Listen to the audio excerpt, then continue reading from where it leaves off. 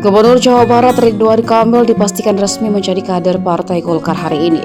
Ini membuat posisi Ketua Umum Golkar Airlangga Hartarto sebagai calon presiden 2024 bisa saja terancam.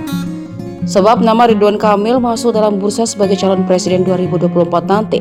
Sosoknya disebut-sebut juga jadi idola kaum milenial.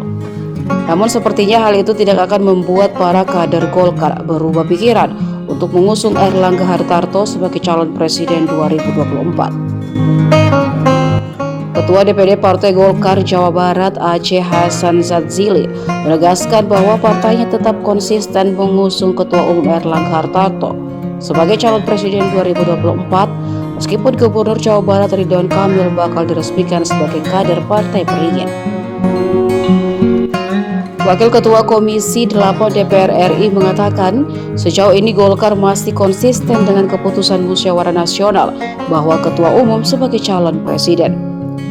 Aceh mengaku tak bisa mengungkapkan alasan Ridwan bergabung ke Golkar. Menurutnya, hal itu bisa ditanyakan langsung ke Ridwan Kamil. Sebelumnya, Gubernur Jawa Barat Ridwan Kamil atau Kang Emil otomatis sudah menjadi kader Partai Golkar usai bergabung dengan organisasi PPK Kosgoro 1957. Gabungnya Ridwan Kamil ke Golkar juga terlihat dari unggahan akun Instagram @golkar.indonesia pada Rabu 18 Januari. Dalam foto tersebut, Kang Emil menggunakan jas berwarna kuning. Terdapat juga tulisan Wilujeng samping Kang Emil di Partai Golkar.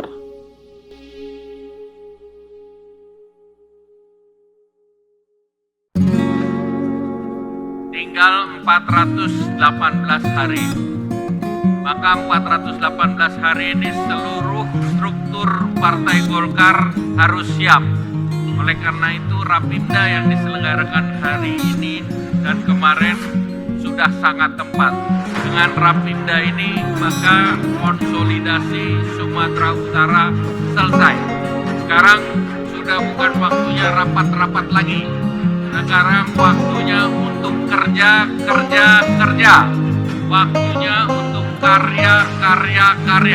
Saya ingin tekankan apa yang disampaikan oleh Pak Menteri. Kita harus mengutamakan soliditas dan kebersamaan. Hanya dengan soliditas dan kebersamaan kita bisa menang.